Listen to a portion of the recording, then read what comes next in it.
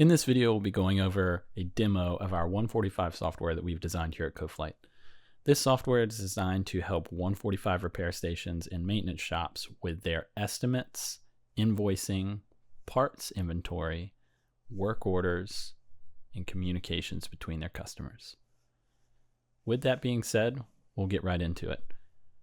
When you log in, you'll be presented with this dashboard that has service requests, work orders, part requests, and active labor entries. This is going to give you a broad overview of what's currently active in your shop.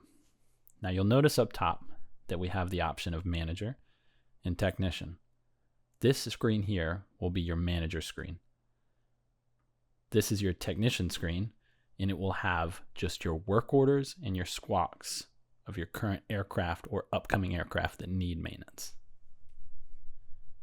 Moving to the left-hand navigation tab, you can see that we have work orders, service requests, customers, crafts, employees, and parts. And now from here, we'll jump right into how a customer will submit a service request from their application or computer to your maintenance operation. So this is the screen the customer will be presented with upon submitting a service request. This is just a link that is sent from your repair station to the customer. Now here they can continue with their Coflyt account. Now this will log them into their 91 or general aviation Coflyt account that we've designed for individual or aircraft partnerships. Or if they do not have a membership with Coflyt, they can use their tail number to look up their aircraft's information. But today we're going to continue with Coflyt.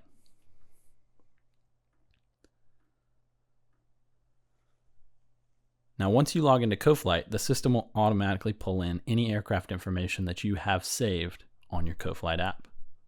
Today, we'll use this aircraft for an example. You'll fill out all of the information.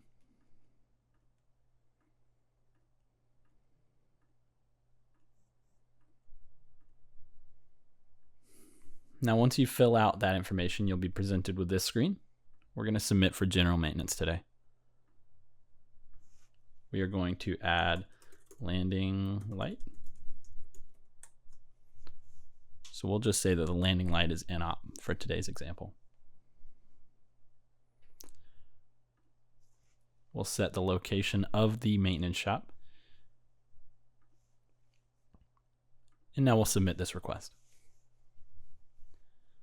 So now once we submit that service request, we can see here that this information came through with the customer's information as an active service request. Now at this time, we would reach out to the customer, confirm the information, maybe talk a little further in depth about the issues that they're having, and go ahead and schedule a time for them to bring in the aircraft. Once we do that, we'll create a work order. We'll say that the aircraft will arrive on the 2nd. And there will be a 7-day turnaround time. We'll now create this work order. So now what we've done here is we've created a draft work order for the customer service request. Now from this draft work order, we are going to accomplish all of the tasks that will be assigned with this project. We will do everything from generate a squawk that we'll add to this work order. From that squawk, we'll generate an estimate that we will send to the customer. The customer will review, send that back to us, and then we'll create a work order for the shop internally to complete the work. And then once we complete everything, we'll generate an invoice and a log entry all from this same work order. So what that will do is allow us to operate from one data point, meaning we won't have to re-enter all of this information when it comes to billing, or when it comes to estimating, or when it comes to doing the actual work. With that being said, we'll get right into adding a squawk to this aircraft. We'll say landing light repair. We're going to estimate that this job will take 2 hours.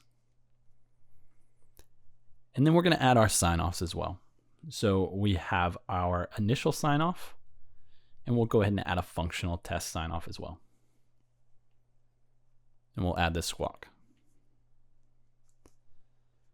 Once we've added the squawk, we'll go ahead and add a part to this squawk as well.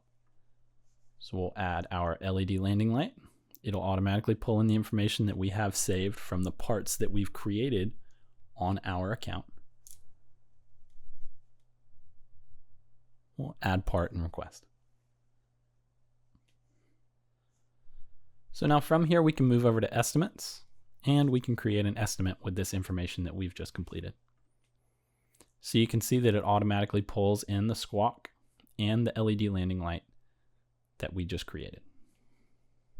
We're going to mark this as required, being that it is a landing component.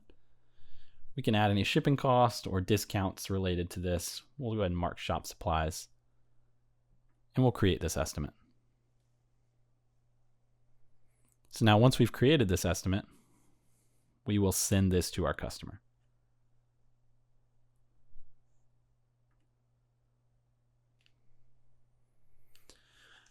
Okay, so now from here, we are going to be viewing these emails as if we were the customer. So your customer will receive an email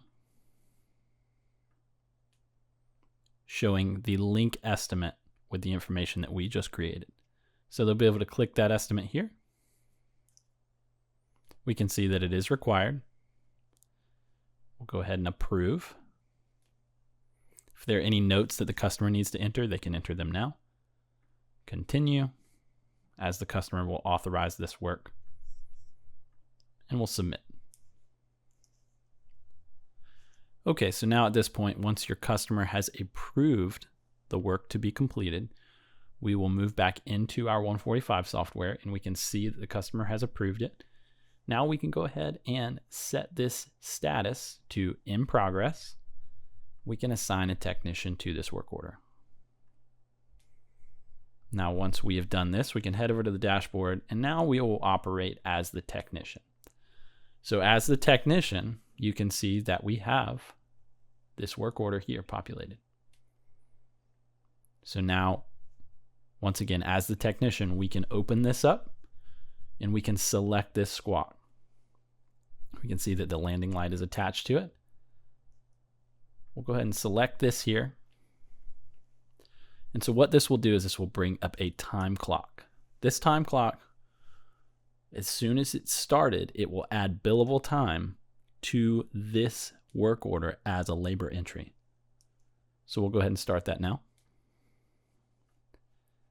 Now here you will just enter the pin that is assigned to the technician to start this labor entry. Now once that clock is running, it will run for as long as needed until the technician stops it. So we'll go ahead and stop it now. And now if we open up this work order, we can see that there was a labor entry added today for the 0 hours. So it will automatically add that labor time to the work order. So now we'll head back over to the work order tab. Once this work has been completed on the aircraft, we will move over to the Invoices tab. We will create a new invoice. We'll select the line items of the work that was done. This will pull directly in once again from the squawk that we've been working with this entire time. Once again, add any discounts or shipping as needed. We'll mark the shop supplies. And we'll create this invoice.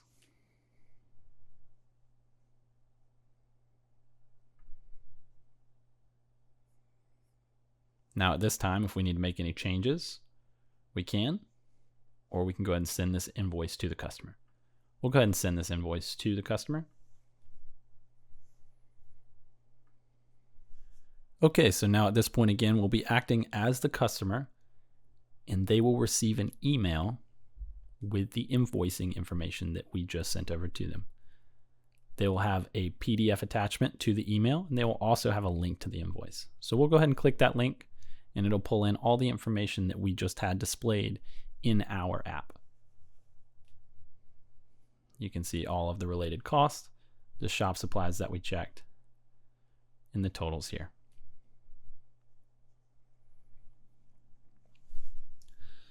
So now at this point, we will go ahead and assume that the customer has paid this invoice. So we'll open up this invoice once again, and we will mark it as paid.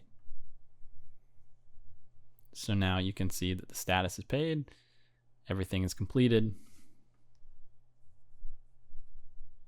If any intervals need to be added, whether it's Hobbs, tack time, that can be done here.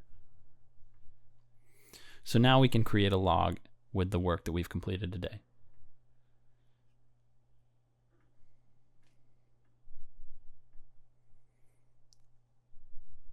We'll add the squawk.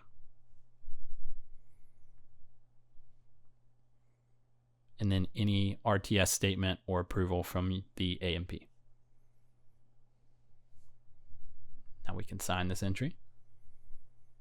And we'll click here under signed, and we can see that this log has been completed and signed. We can then download that log to save or print for the record keeping on that aircraft.